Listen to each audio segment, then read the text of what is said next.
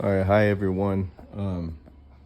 Instead of just being in the video the whole time, I'm just gonna show some cool coins and then talk about just an update. So, if you got the rotten egg burps, you clearly, if you get them regularly, and it's not just, I'm not just talking about eating something bad and then saying, oh, I had rotten egg smelling burps. Yeah, no, I mean, you're gonna get some diarrhea. You might throw up. In other words, you might have gastroparesis. So,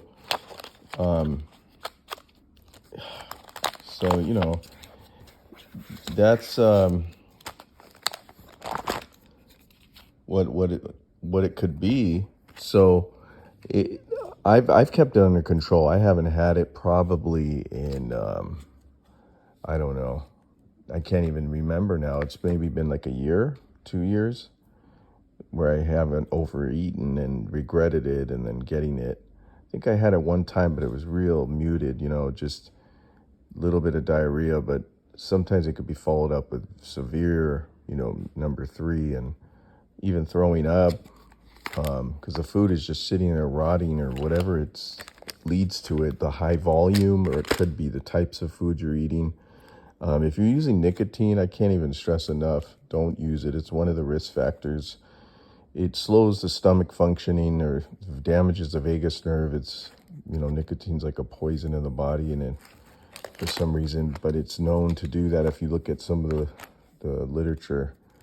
So anyways, these coins are just ones I'm not rich or anything. I'm educated about coins. Someone once said, if you read one book, you're informed, or if you read a dozen, you're an expert. I've probably read, I don't know, several dozen books on coins just because it's a hobby of mine. But you could get them for a really good price, and you could resell the extra, and then you just keep buying more. So you're really getting coins for free over time. Just like any area, if you study it well, art, maybe you could find some things that are worth money in that field, But for me, it's just coins. It's been doing it for over a decade. But these are just world coins. They're only value what you can get. But anyways, so that's my update. If you're on opioids, or look at some of the risk factors for gastroparesis. I mean, another thing I wanted to mention was that these women, there was just some buzz about some diabetic medication causing damage to the stomach functioning. Kind of rare, but maybe not as rare as they thought.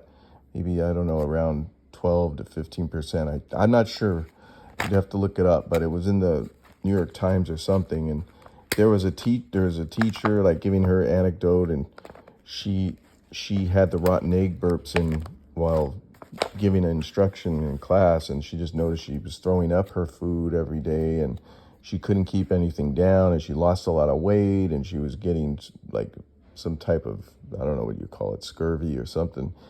And I was like, exactly the stuff I went through, while I was using nicotine. And they said, don't even worry about that.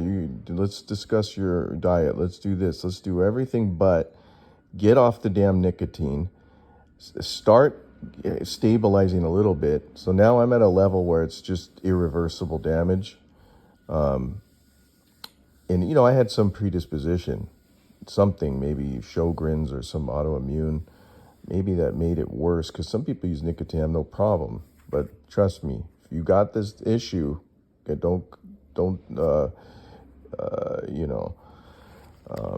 delude yourself, right? So do what you got to do. Eating and surviving is a lot better. We take it always for granted, the things that we have, So good luck.